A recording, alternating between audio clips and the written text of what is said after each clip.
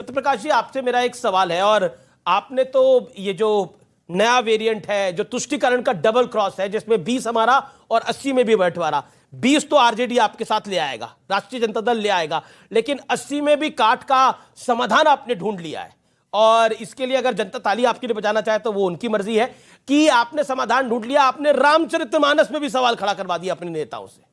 देखिए, उसमें उनका व्यक्तिगत राय था। नीतीश कुमार जी ने स्पष्ट कहा हम सभी धर्म ग्रंथों का सम्मान करते हैं। तेजस्वी जी ने भी कहा कि संविधान हमारा धर्म ग्रंथ है, हम उस पर चलते हैं। जहां तक जातियों के बंटवारे और हिस्से का सवाल है, यह सवाल कब उठाता है कोई? जब वो पिछड़ी जातियां जो हाशिए पर विकास की रोशनी पे पीछे छूट जाती हैं, जब वो अपने हक के लिए खड़ी होती है तो कहता है जातिवाद बढ़ रहा है। Indira Svane versus union of India का एक केस है जिसमें सुप्रीम कोर्ट ने कहा बराबरी गैर बराबरियों के बीच नहीं, अनइक्वल्स not among equals.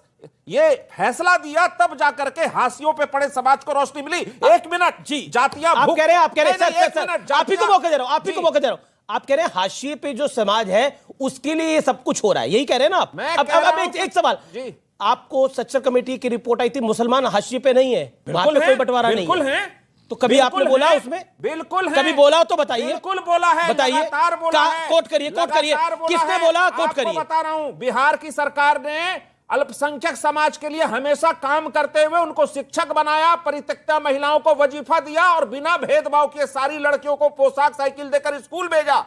Beti Bachao तो बेटी पढ़ाओ ये बहुत बाद में लेके आए। हम तो बिहार में हमारी सरकार, मुझे एग्जांपल दीजिए ना। आपने मुसलमानों में कोई पिछड़ा अछिर पिछड़ा बोला हो तो बताइए, क्रिश्चियन में कोई पिछड़ा अछिर पिछड़ा बोला हो तो बताइए, बताइए बताइए बताइए ना मुझे। हमारी सरकार बिहार में है, जब जात भूख पर मर रहा हो और वो अपने हक की बात कर रहा हो तो आपको जातिवाद नजर आता है। सुनिए, नहीं, मैं बताता हूं जातिवाद किसमें होता है, जातिवाद किसमें होता है, सुनना पड़ेगा। आपने बोला जातिवाद किसमें होता है, व्यूअर्स अब आप भी सुनिए और व्यूअर्स आप भी सुनिए।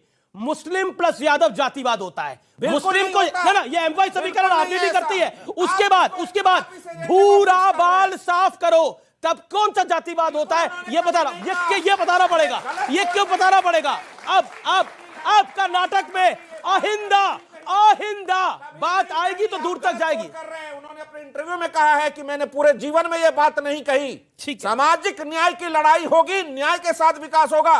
भारतीय जनता पार्टी ने जब सबका उड़ाया उपहास तो काहे का सबका साथ सबका विकास। 80 करोड़ लोग 5 किलो राशन पर जिंदा हैं। 9 साल में आपने देश की माली हालत ऐसी क्यों की कि 80 करोड़ लोग 5 किलो चावल लेने आपके दरवाजे खड़े हैं।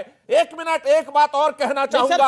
आगे बाकी 9 साल में 18 करोड़ रोजगार देना था, कहां गया वो रोजगार? सवाल महंगाई का है, सवाल भुखमरी का है। 121 नंबर पे हम दुनिया के भुखमरी इंडेक्स पे खड़े हैं। ये सरकार बताए कि पाकिस्तान और बांग्लादेश और अफगानिस्तान से पीछे खड़ा है भारत, भूखा है भारत। ठीक है, तो ये चीज नहीं चलेगा।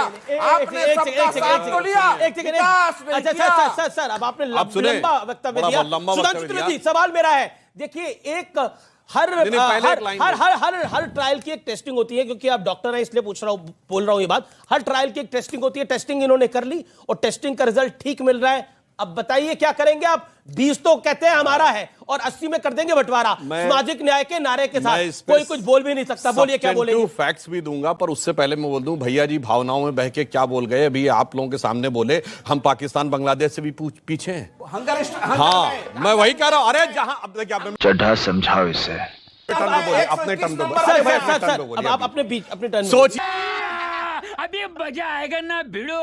ये उन बनाने वालों की जिन्होंने इंडेक्स बनाया, जहां आटे को लेके झगड़ा हो रहा है, गोलियां चल रही हैं, भूखों मर रहे हैं, कटोरा लेके भीख मांग रहे हैं पूरी दुनिया से, वो हमसे नीचे हैं। गिरी हुई मानसिकता के वो लोग हैं जिन्होंने उस इंडेक्स में भारत को नीचे रखा, उससे ज्यादा निचली मानसिकता के वो हैं जो उसका ढिंढोरा पीटते हैं। अब मैं फैक्ट बताना चाहता हूं, ये जातियों की बात आई कहां से?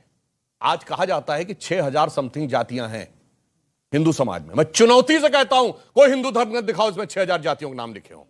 कहीं नहीं लिखे हैं। सबसे पहले 2385 जातियां किसने लिखी? Herbert Risley, British census commissioner, 1901 में उसने सारी जातियों के नाम लिखे। दूसरी बात बताता हूं, अगर उसने फिर 1931 की जो आखिरी जनगणना जाति के आधार पर हुई, उसमें 4114 जातियां हैं। अगर 4000 भी थी तो ये किसमें लिखा जाना चाहिए था? अल्फाबेटिकल ऑर्डर में, मगर उसमें ऊंचे से नीचे में लिखा गया। ये ऊंच नीच किसने तय की? किसी हिंदू धर्म ग्रंथ में लिखा है? चलिए बताइए, तेली ऊंचे कि कुम्हार ऊंचे, कहां लिखा है?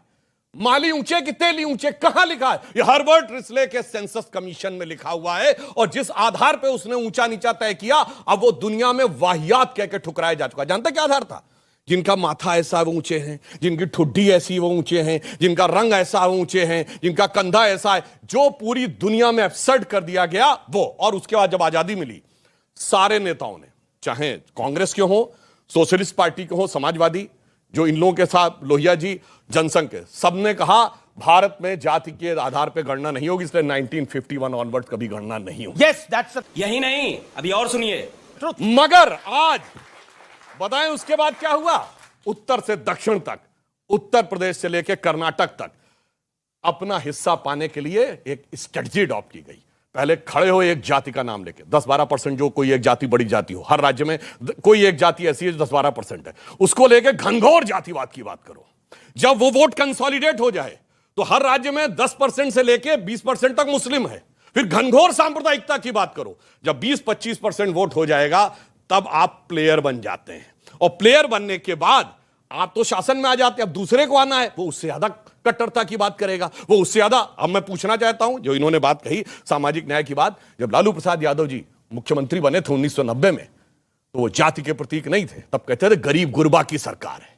फिर अपने को संकुचित किया, दलित पीछे हो गया, पिछड़ा नेता बन गए, फिर संकुचित किया, यादव नेता बन गए। तभी नीतीश कुमार जी छोड़ के आए थे ना, कहते हमारे साथ अन्याय हो रहा है, तभी छोड़े थे। और जब असली सत्ता देने की बात आई तो यादव को भी भूल गए। मैं, मेरी बीबी, मेरा साला, मेरा बेटा, मेरी बेटी, मेरा दूसरा बेटा। तो आखिर में ये जितने लोग आपको जाति का चूरन देते हैं, ये हकीकत में सिर्फ लॉलीपॉप दिखाते हैं सामाजिक न्याय की, और अपनी झोली अंदर भरते हैं। जाति का, इसलिए एक पंक्ति में याद रखिए, एक लाइन सर, अनुराग एक लाइन, स्वतंत्रता का अमृत काल है, तो बस याद रखिए, ये मत सोचिए स्वतंत्रता के सारे कार्य पूरे हो गए हैं स्वप्न सब साकार कैसे मान ले हम, टल गया सर से व्यथा का भार कैसे मान ले हम, राष्ट्र को हैं लोग भूले, स्वार्थ है युग मंत्र सारा, वर्ग जाति विभेद की अब बह रही है कलुष धारा, इस अमा के तिमिर को अब अरुणिमा क्या मान ले हम, टल गया सर से व्यथा का भार कैसे मान ले। ओके। अच्छी बात बोली, आपको अच्छी लगी तो ऐसे थोड़ा मार दीजिए हाथ, आप थोड़ा सा मार दीजिए।